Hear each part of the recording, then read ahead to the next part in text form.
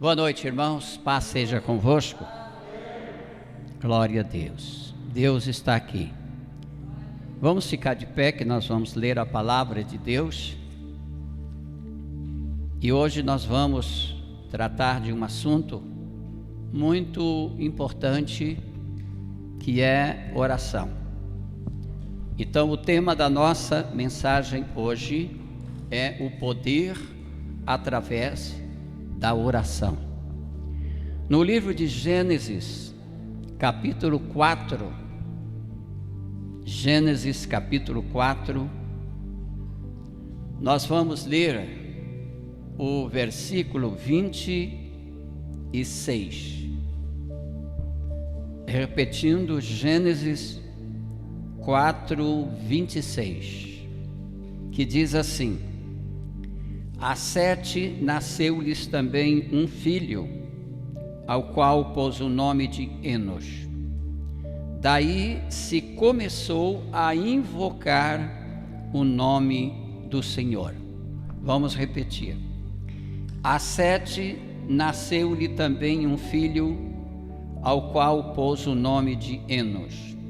Daí se começou a invocar o nome do Senhor. Diga amém. Podem assentar-se, por favor. Glória a Deus. Meus irmãos, nós vamos falar sobre oração, mas antes eu quero contar para a igreja uma ilustração muito interessante que nós aprendemos com a natureza. Eu não sei se você já viu numa árvore, num galho tão fino, um passarinho dormindo.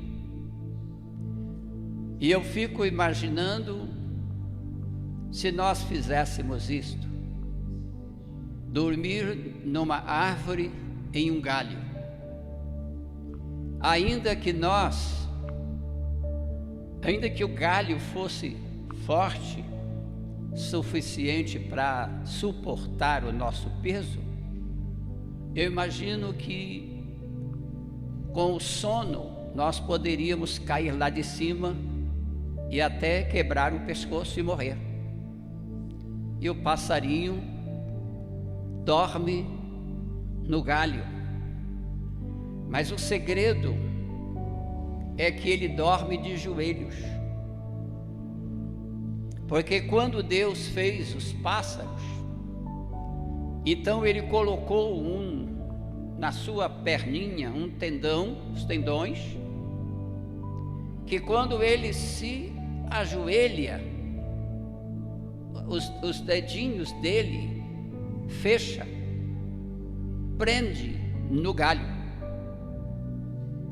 Então, enquanto ele estiver dormindo, ele não cai do galho, porque ele está de joelho. Isso é a natureza que nos dá essa lição. E então o que nós aprendemos com a natureza de Deus é que nós precisamos também andar de joelhos na presença de Deus. Não é fazer uma penitência como fizemos no passado,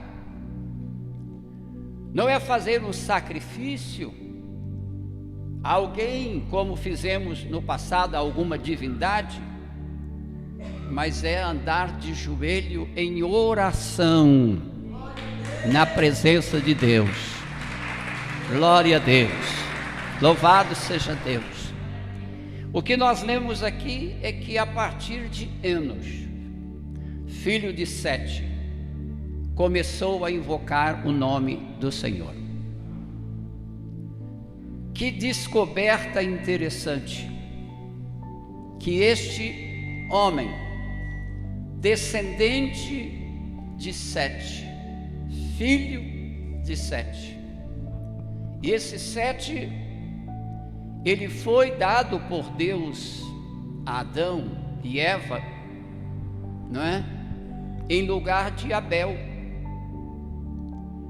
Porque o objetivo do inimigo sempre foi matar a geração, matar a descendência dos que buscam a Deus.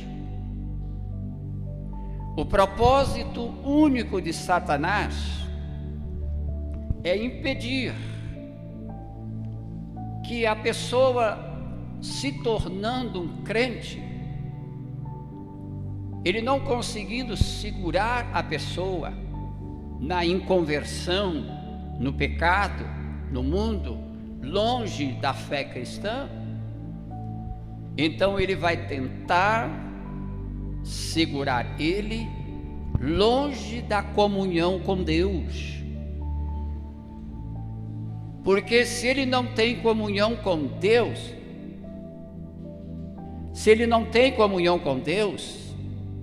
certamente ele vai fracassar. Ele vai fraquejar, ou mais cedo ou mais tarde. Ele vai fraquejar. Porque são embates fortíssimos do inimigo para tentar de todas as maneiras impedir esta caminhada longa caminhada da fé cristã, que para muitos de nós já dura 40 ou até 50 anos, graças a Deus, seguindo a Cristo, servindo ao Senhor. Então, irmãos, todos os dias nós somos espreitados pelo inimigo de uma ou de outra maneira para desistirmos desta decisão de seguir a Cristo até o final. Nós somos bombardeados no mundo espiritual de todas as formas possíveis.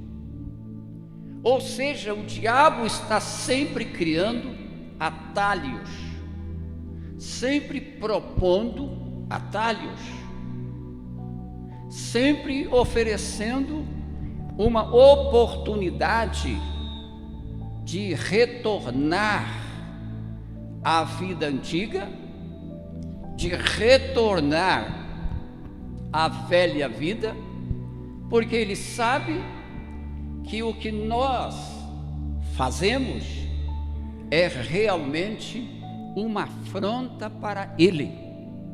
É uma afronta. Ele não se convence de que perdeu a batalha.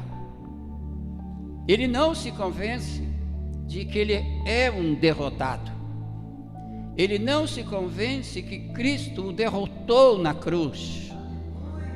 Portanto, jamais ele vai se dar por vencido. É o inimigo eterno das nossas almas. Portanto, a oração é uma maneira de se comunicar com Deus.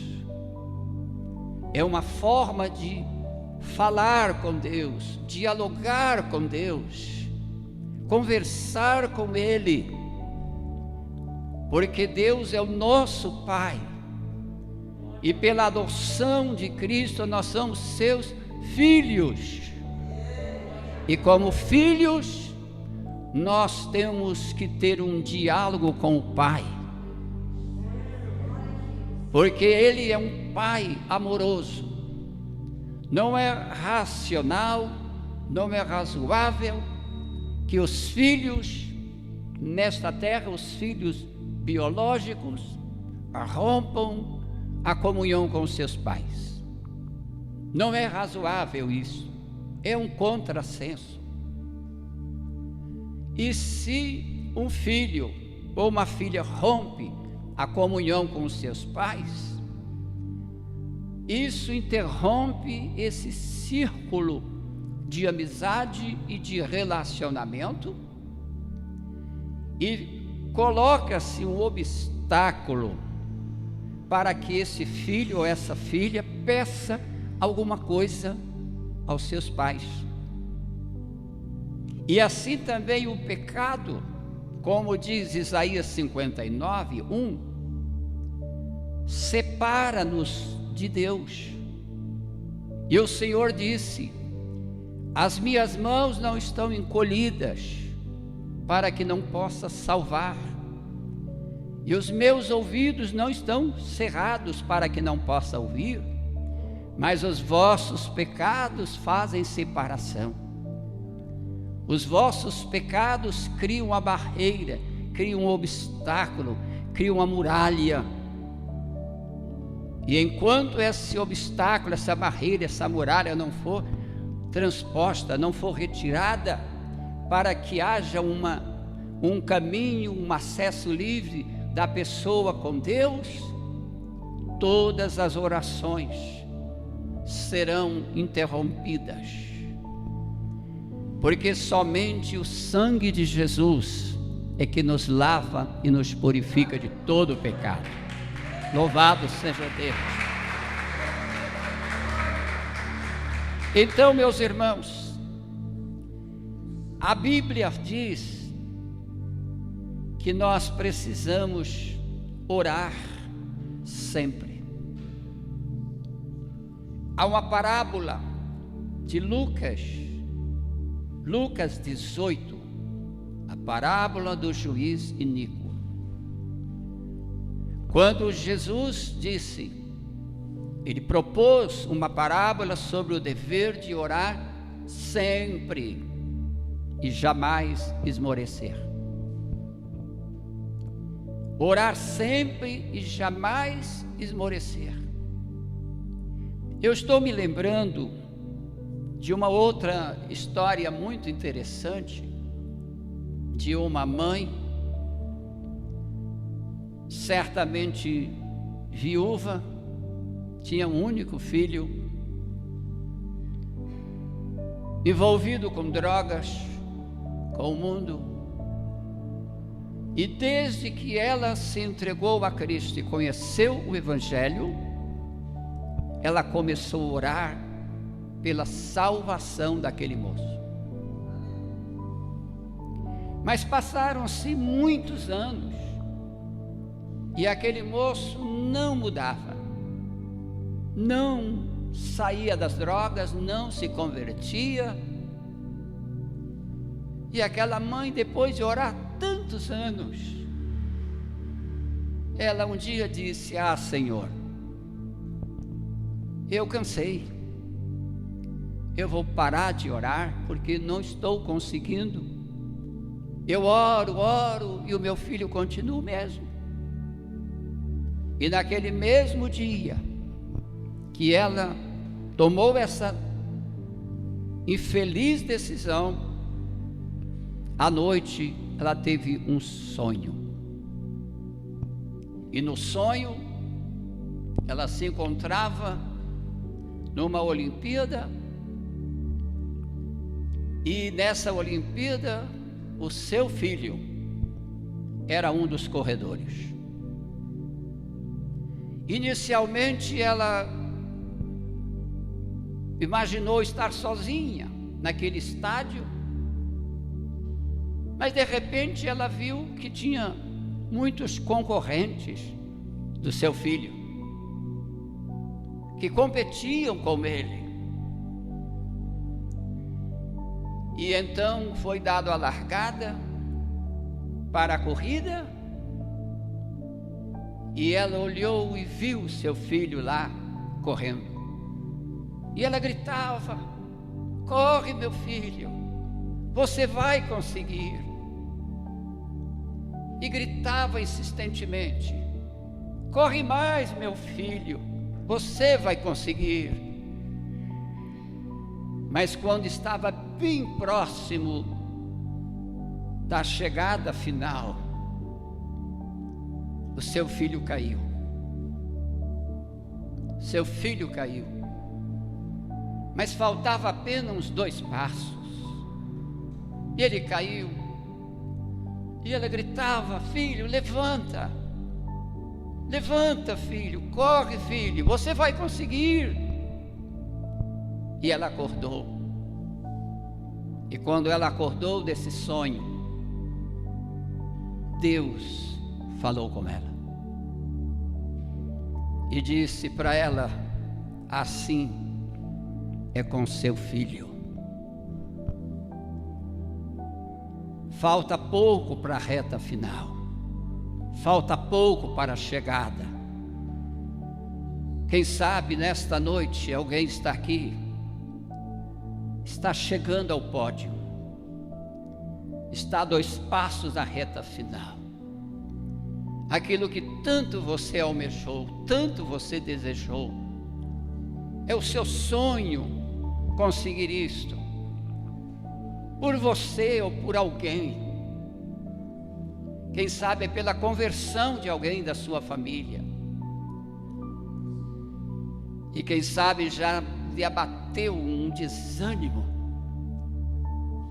Parece que não é isto, não está dando certo, está ficando igual ou até piora. Às vezes piora, porque o inimigo está gastando os seus últimos cartuchos, está usando suas últimas estratégias, suas últimas armas, e todas elas estão falhando, porque esta pessoa para quem você está orando e deseja mudança, não foi destruída, porque Deus tem um propósito, Deus tem um projeto, Deus está ouvindo suas orações, e esta pessoa vai mudar, ela está próxima da linha de chegada. Glória a Deus.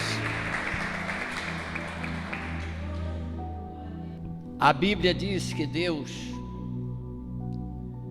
tem lá no céu reservatórios, aonde coloca nossas orações, nossas lágrimas, nossas súplicas.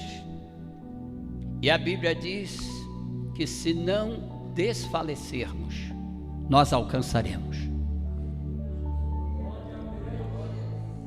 É a nossa esperança. A Bíblia diz que são 3 coisas que permanecem: a fé, a esperança e o amor. E o maior destes é o amor.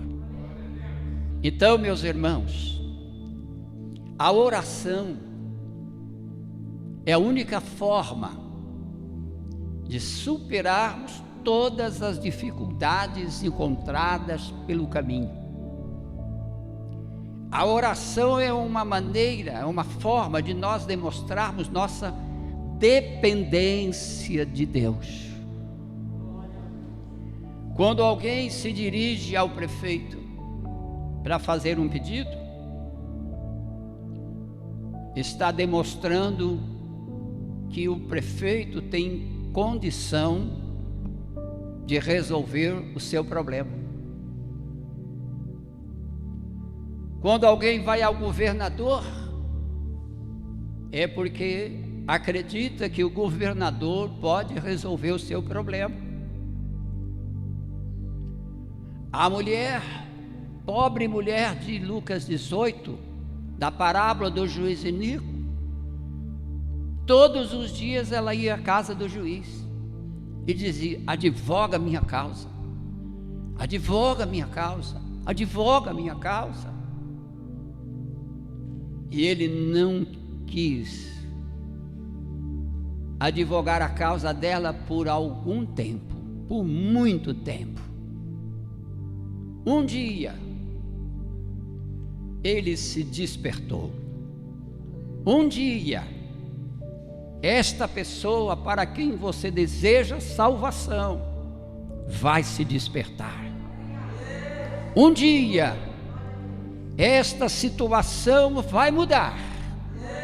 Um dia, Deus vai agir, e isto não vai continuar assim. Essa página vai ser virada no nome de Jesus.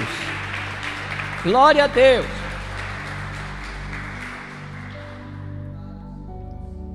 O dia vai chegar, a hora vai chegar. E aquele juiz meditou e concluiu o seguinte: eu não temo a Deus, não respeito homem algum. Está cheio desses homens por aí, né? Cheio dessas autoridades por aí, né? Não vou dizer aonde eles estão, mas vocês sabem, que até acham que são deuses, são intocáveis, porque tomam decisões absurdas, contrárias a qualquer lógica, a qualquer racionalidade, e que usurpam um poder que não possuem, que nenhuma constituição, que nem ninguém lhe deu, mas usurpam. Somos invencíveis, mas um dia isto vai mudar. E aquele homem, um juiz iníquo, mau, perverso, disse consigo mesmo: eu não temo a Deus, não respeito homem algum. E esta viúva todo dia me molesta, dizendo, me importuna, advoga a minha causa, advoga a minha causa. Eu digo não, mas ela não desiste. É assim que nós precisamos agir, irmãos. Não desistir. Se vier o não, você não desista, porque o sim vai chegar, a vitória vai chegar, o milagre vai acontecer e Deus vai ser glorificado. É só uma questão de tempo. E ele então disse: eu vou advogar a causa dela. E Jesus disse: observe o que diz esse juiz iníquo. Se ele, sendo mau, decidiu atender aquela viúva que lhe importunava com seu pedido, advoga a minha causa, advoga a minha causa. Porventura, disse Jesus, o vosso Pai Celestial não fará justiça aos seus escolhidos, que a Ele clamam dia e noite, dia e noite, dia e noite. Eu gostaria que todos nós aqui fizéssemos agora uma avaliação pessoal. Uma avaliação pessoal. Não fique fora dessa, que você faz parte do time. Para quem nós vivemos? É para Deus ou para nós mesmos?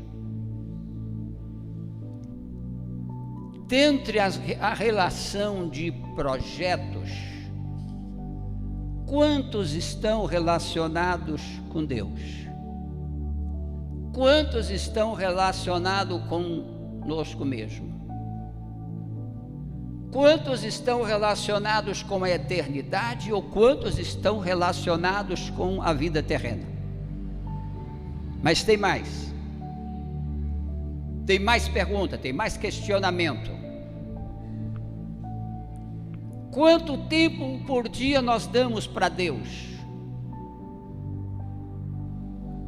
Qual é o nosso grau de dependência com Deus?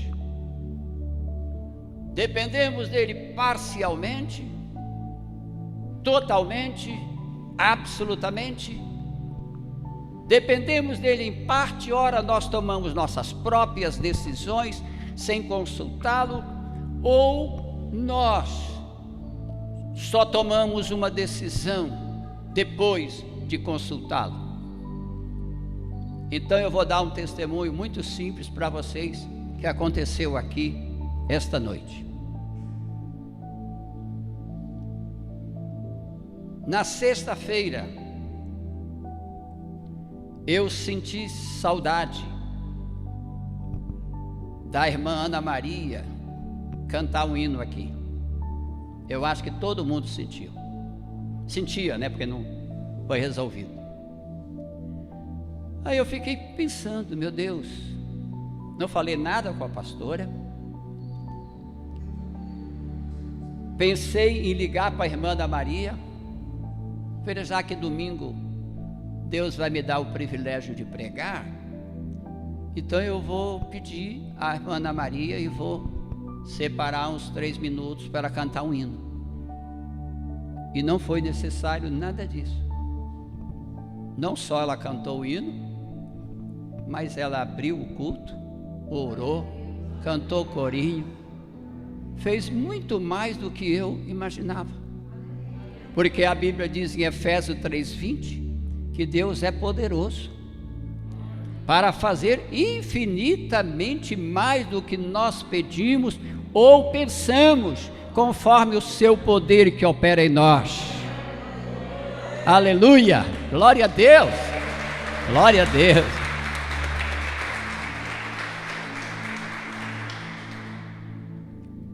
Os irmãos sabem por que as coisas às vezes não mudam? Nós falamos mais com as pessoas do que com Deus. Nós batemos com a cabeça contra a parede, lutando com as nossas próprias forças. Eu estava lendo uma mensagem de um ex-satanista, que eu inclusive mandei para o meu irmão, que é pastor lá em Vitória, pastor João, e vou mandar para vocês. Vou botar no nosso grupo aí. E o pastor perguntou para o ex-satanista, se converteu. Ele disse: o que mais o diabo tem medo do crente? Medo do crente ele tem, né? Tem até medo, sabe que em nome de Jesus expulsarão demônios. Ele sabe que a Bíblia diz que os que são de Deus, Deus guarda, e o diabo não toca. Ele sabe que a Bíblia diz que nem o mal te sucederá, e nenhuma praga chegará na sua casa. Ele sabe disso. E ele conhece a Bíblia mais do que todos nós, todo mundo junto. Todos os maiores teólogos, ele conhece a Bíblia, porque ele é anjo, mau, mas é anjo. Então os anjos têm uma sabedoria incrivelmente superior à de todos os homens. Ele só perde para a mente de Cristo. Então a Bíblia diz que nós temos a mente de Cristo. Aí ele vem com a estratégia de maldade, e nós temos uma estratégia divinamente inspirada contra o mal. E o Senhor Jesus disse: eu vos dei poder para pisar em serpentes, escorpiões e toda a força do diabo, e nada vos causará dano algum. Então o ex-satanista disse: o que mais o diabo tem medo é de um crente de oração. O que mais ele tem medo é de um crente de oração. Então vamos voltar ao nosso questionário de perguntas. Quanto tempo nós gastamos com oração? Das 24 horas, se você pegar um papel e começar a escrever, quanto tempo gastamos com oração por dia? Das 24 horas, 8 para dormir, 8 ou mais para trabalhar, e as outras 8 das 24. Quanto tempo nós gastamos com oração? Pedindo direção a Deus, pedindo orientação, até para as tarefas mais simples, que nós estamos tão habituados a fazer,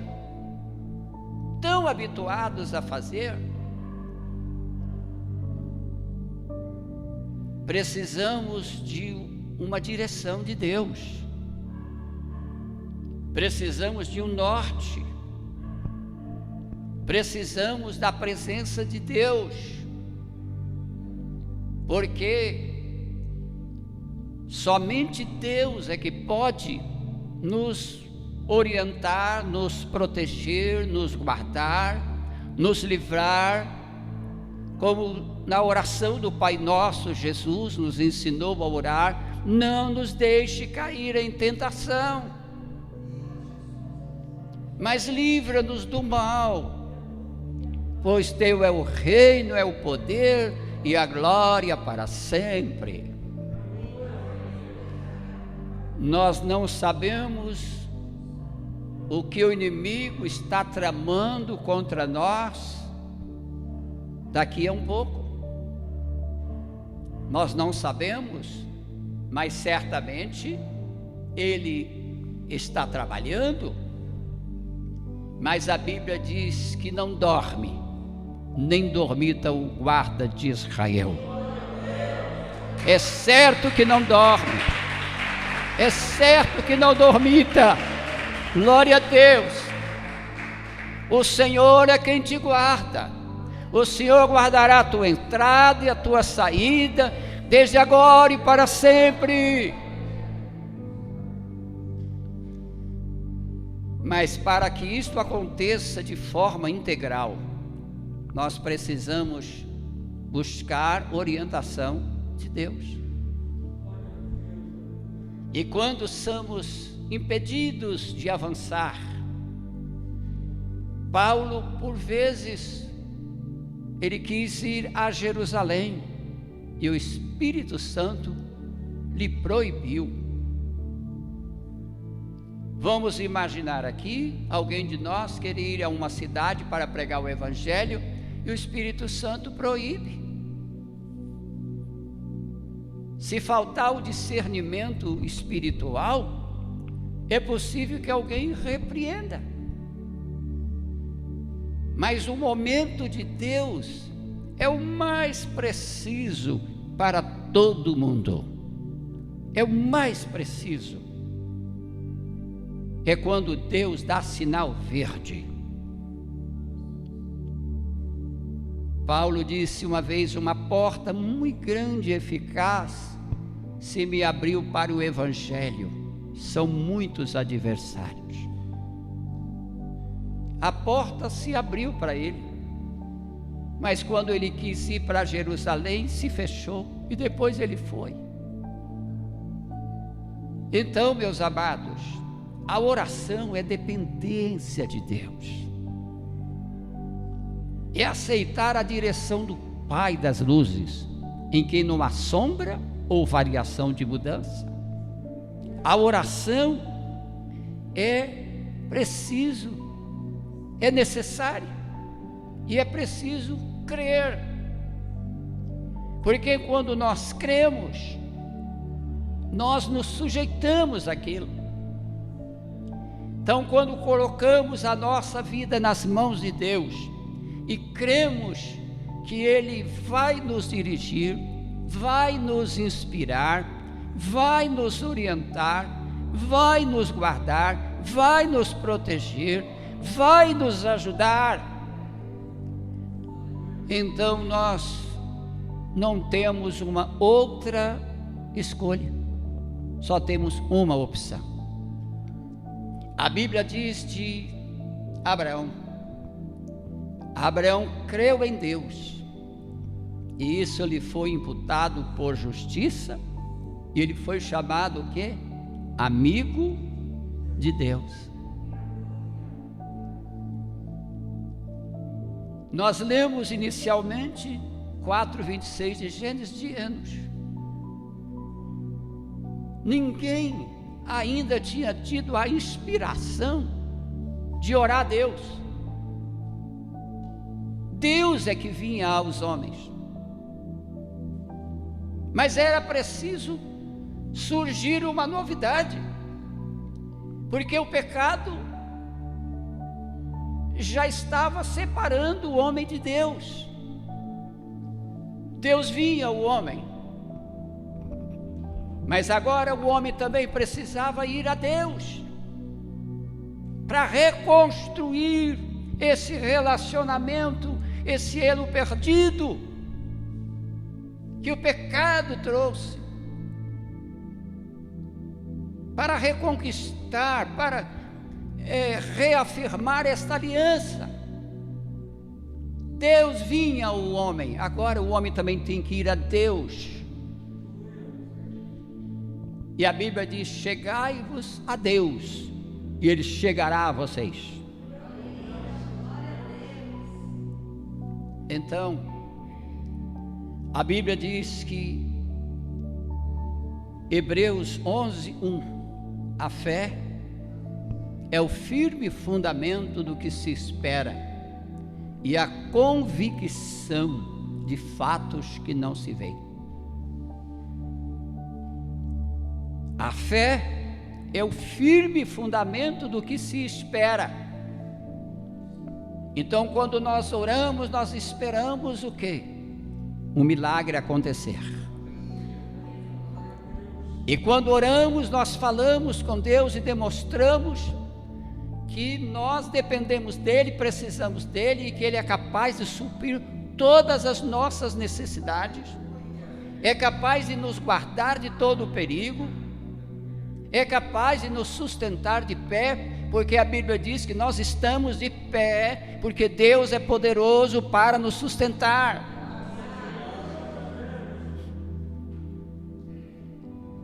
Então a fé é o firme fundamento do que se espera e a convicção de fatos que não se veem. A fé, ela investe no obscuro. A fé, ela investe no que não existe. E a fé cria. A fé cria, a fé é criadora. Você pode ler em Gênesis que Deus falou: haja luz. E nas densas trevas do universo houve luz. E Ele foi falando e as coisas foram acontecendo. E aqui mesmo em Hebreus, no capítulo 11, diz que pela fé nós entendemos que o universo foi criado pela palavra de Deus, de maneira que o que existe não existia, mas pela palavra de Deus passou a existir. E então o que não existe na sua vida, talvez é aquilo que você menos deseja que continue, porque a coisa ruim está existindo aí. Aí eu quero virar essa página, e aquilo que não existe, Deus vai colocar, vai existir. Haja luz, e houve luz, e as trevas foram dissipadas. E a Bíblia diz que quando a luz ela penetra nas trevas, ela dissipa as trevas, e as trevas não prevalecem contra a luz. Então, meus amados, é a fé. A fé é o firme fundamento, não é? E a Bíblia diz que devemos perseverar na oração, ser paciente na tribulação. Ser paciente na tribulação. A tribulação vai passar.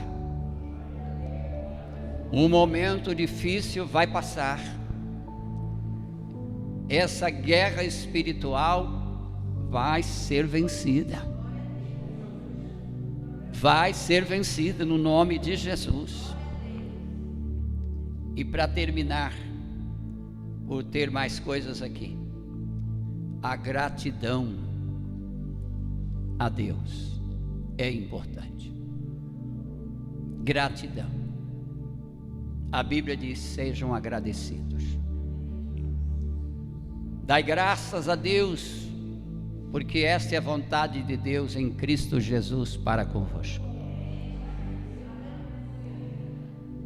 Como nós pregamos por 2 vezes seguidas aqui, mas vale lembrar: ingratidão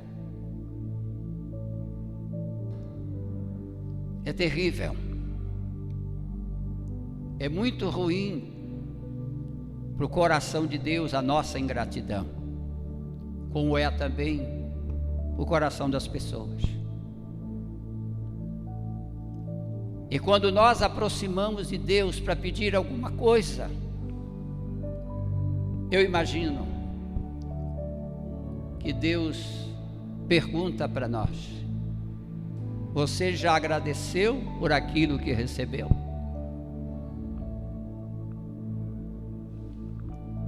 Você quer mais? Pede-me e eu te darei. Salmo 2, deve ser 2, 4, fica aí. Pede-me, eu te darei as nações por herança, e as extremidades da terra por sua possessão.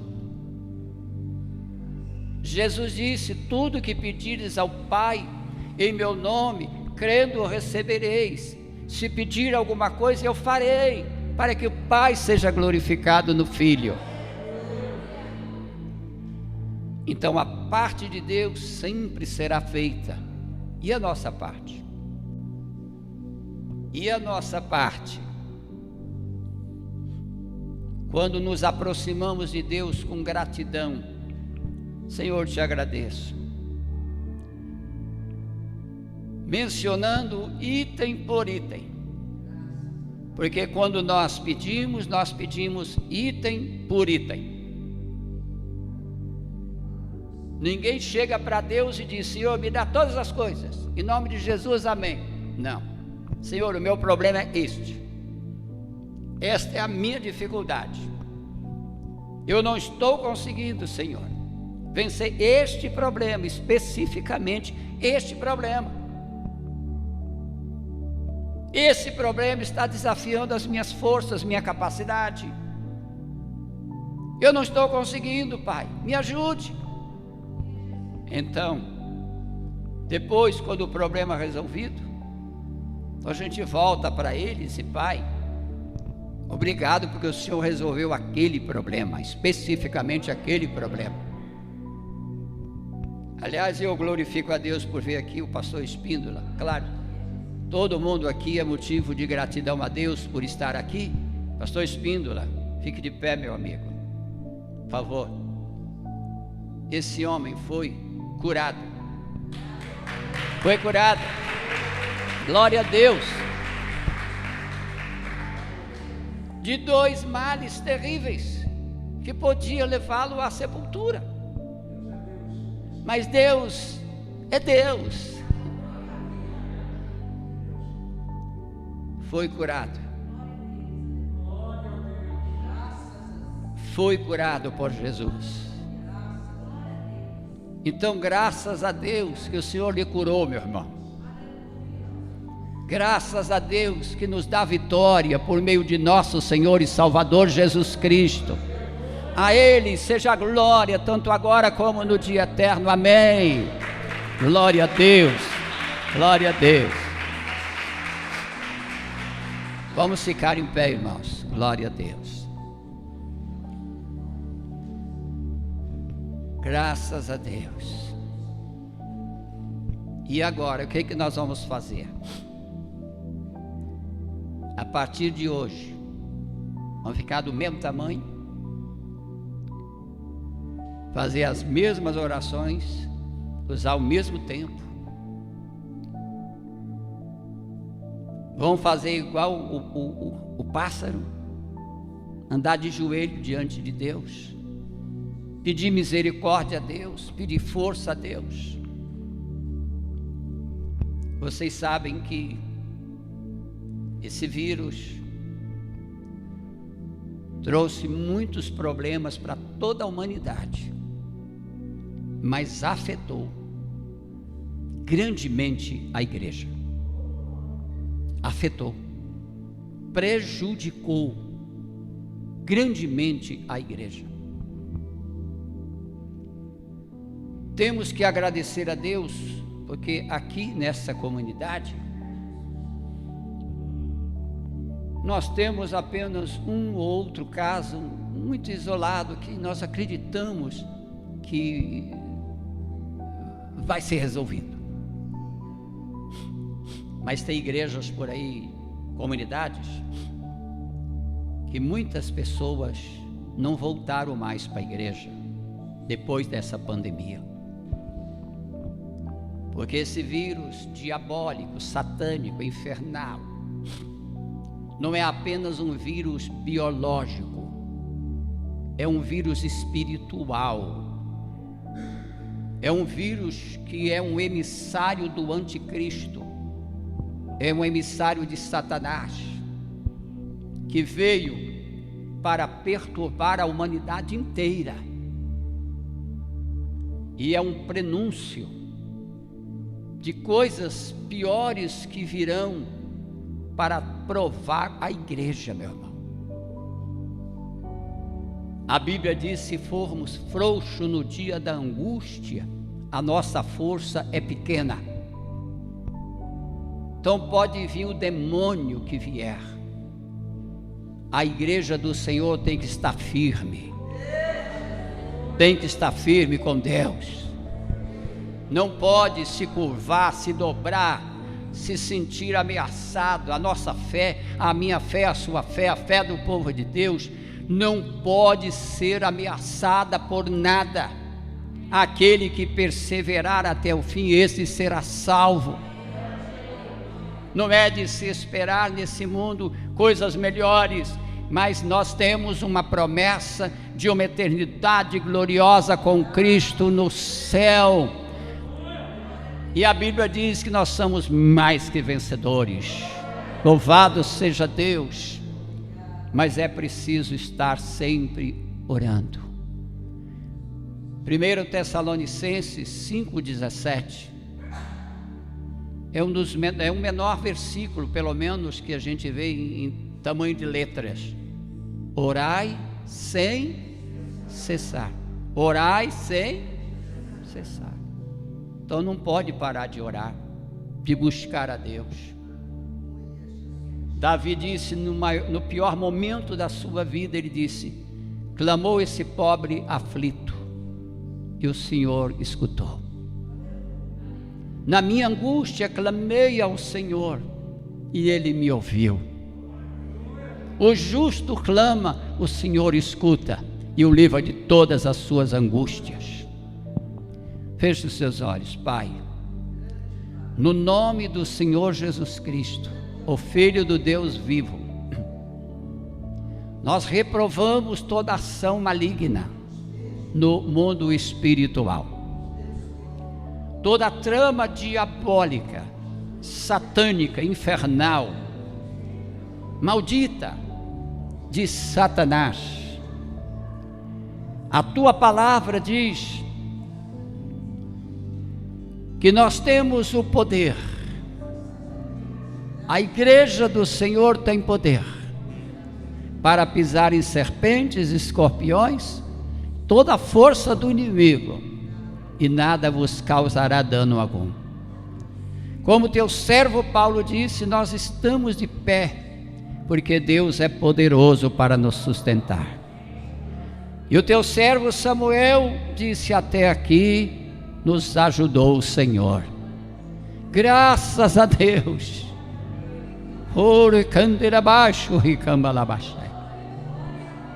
Levante suas mãos e glorifique o seu Pai que está no céu. Exalte a Ele, elogie Deus. Deus é bom e a sua misericórdia dura para sempre, e de geração em geração a sua fidelidade. Exaltado seja o nosso Deus, e engrandecido seja a tua santidade para sempre.